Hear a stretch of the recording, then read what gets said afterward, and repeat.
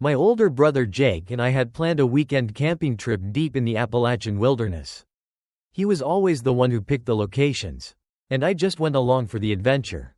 This time was no different. Jake had found a remote spot far from any established campgrounds. It required a long hike to get there, which meant we would be completely alone. The place he picked was beautiful. A small clearing surrounded by towering trees, far from any roads or trails. But something felt off. There were old signs of people having been there before, little things like a rusty cooking pot, a torn piece of fabric caught on a branch, even a single hiking boot. None of it made sense. Who would leave behind a single boot in the middle of nowhere? Jake brushed it off. Probably just some careless campers, he said. We spent the evening just relaxing, talking, and enjoying the silence. As night fell, we built a fire, its warm glow flickering against the trees. A few hours later, as we sat by the fire, I happened to glance out into the darkness beyond our campsite. That's when I saw it. A small, distant light, barely visible through the trees. A fire, maybe half a mile away. Looks like we're not alone after all, Jake muttered. It wasn't unusual for other campers to be in the woods. But what was strange was the location. There was no clearing in that direction, just dense forest. No trails, no flat ground, nothing. Whoever was out there had chosen an incredibly inconvenient spot to set up camp. We tried not to think too much about it and eventually went to bed. The fire still smoldering as we zipped up our tent. I fell asleep easily, but sometime in the middle of the night, I woke up with a start. At first, I didn't know why, but then I realized I had to pee.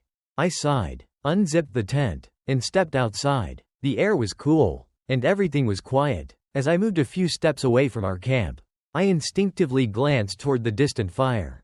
It was still burning. I don't know why I kept staring at it, but as my eyes adjusted to the dark, I noticed something else, something in between our camp and that fire. A figure. At first, I told myself it was just a shadow, a trick of the moonlight.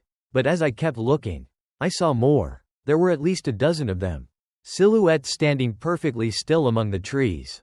Watching, I felt my body freeze. My stomach twisted into knots. They weren't moving, they weren't talking, they were just there. A wave of terror washed over me. I turned and hurried back to the tent, trying to keep my footsteps light. I hesitated for just a second before shaking Jake awake. He groggily mumbled something, annoyed, but when I whispered, "Someone's out there," his expression changed immediately. We crawled out of the tent together. But we didn't have to walk far. They had moved closer. Now, standing just at the edge of the clearing, barely illuminated by the dying firelight, were figures, silent, motionless, watching. I turned to Jake. His face had gone pale. He saw them too. I could hear his breathing, shallow and uneven. My own heart pounded in my chest. "Do we run?" I whispered. Jake hesitated for only a second before nodding. Neither of us grabbed our gear. We didn't even put out the fire. We just turned and bolted down the dark trail, sprinting as fast as we could. The entire time, I didn't dare look back. We made it to the car and sped away, our hands shaking as we fumbled with the keys. We didn't stop until we reached the nearest town. We reported what we saw to the local authorities, but they didn't seem too concerned. "Probably just some weird campers," they said. But I can't stop thinking about the abandoned things we saw in that clearing. And how many others might have stood where we stood, before vanishing into the night.